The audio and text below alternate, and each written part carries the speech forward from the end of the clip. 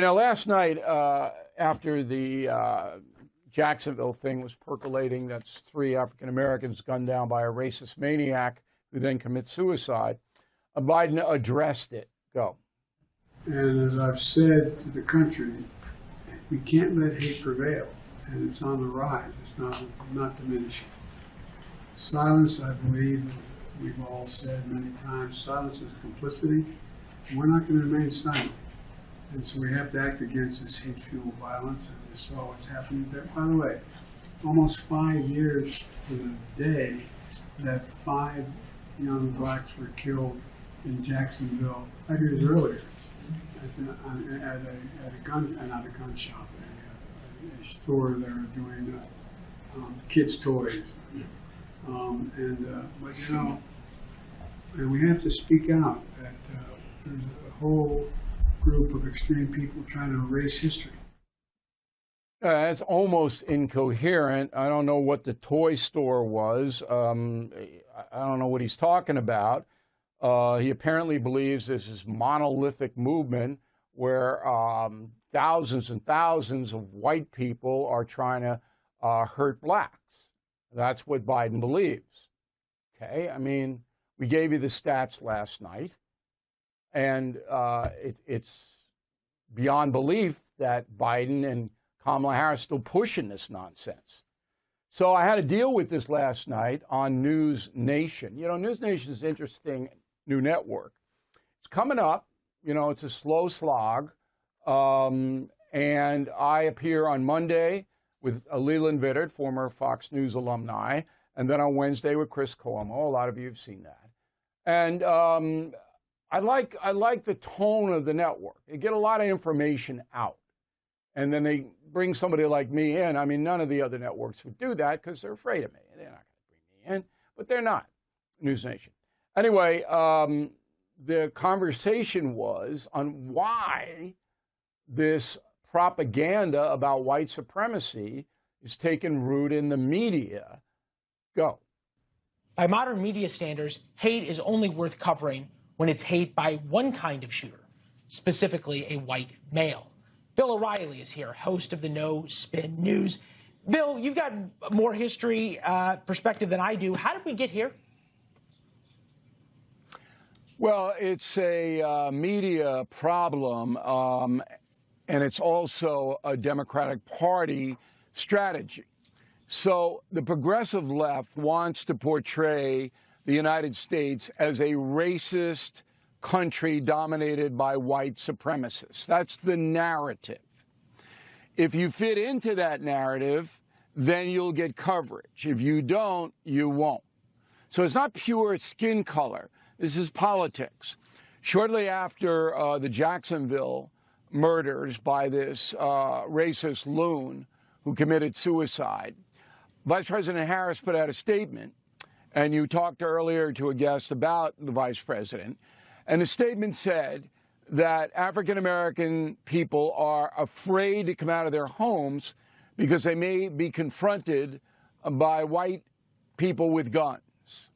So my staff did a little research, and we led with this on the No Spin News, which you can access on BillO'Reilly.com.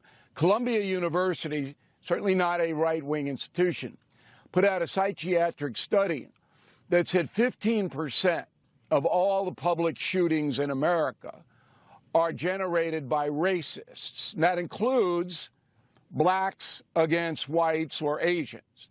15%. 85% of public shootings are generated by criminals, mostly drug gangs, predominantly African Americans. So the truth is that, yes, in urban areas, many African Americans are afraid to come out because of the violence, but the violence is being driven by minority drug gangs. Now, Kamala Harris knows that because she was Attorney General in California. But she'd never say it because it goes against the progressive narrative. That's what this is all about. And that's what Biden did. Okay, now at this point in his life, Biden believes anything that anybody tells him for 10 minutes and then forgets about whatever the conversation was. Okay, that's not a pass for Biden. But historically, Joe Biden has not been sympathetic to African Americans. That's a provable fact, and I'm going to play you a couple of sound bites now. Now, the man has no core belief system. You saw that on abortion. Here's a Roman Catholic who makes a big deal out of going to Mass, and he turns around and supports abortion on demand for any reason.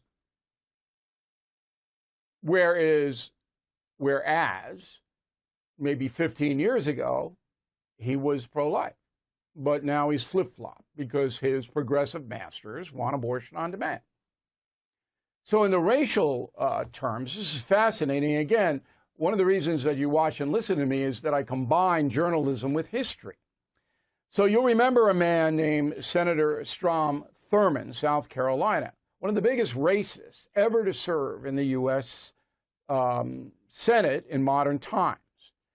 So Thurmond was very powerful. In 1957, he tried to kill the Civil Rights Act. He failed. Eisenhower signed it.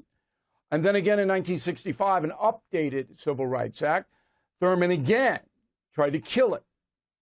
Here's what Joe Biden said about Strom Thurmond. Go. Strom Thurmond is in every respect a son of the South. And as it was said of Robert E. Lee, Strom is an opponent without hate, a friend without treachery, a statesman without pretense, a soldier without cruelty, and a neighbor without hypocrisy. That's been the story of my relationship with Strom. We're occasionally referred to as the odd couple. Okay, so if he is an opponent without hate, why would he, Strom Thurmond, try to block legislation that would help African Americans? He must dislike African Americans. What other reason would there be? So Biden was buddies, not just, hi, how are you? They're pals. And he was also pals with a number of other Southern racists in the Senate. Roll the tape. I never thought I'd develop deep personal relationships with men whose position played an extremely large part in my desire to come to the Senate in the first place to change what they believed in. Eastland, Stennis, Thurmond, all these men became my friends. And none of them were unrepentant about hurting black Americans.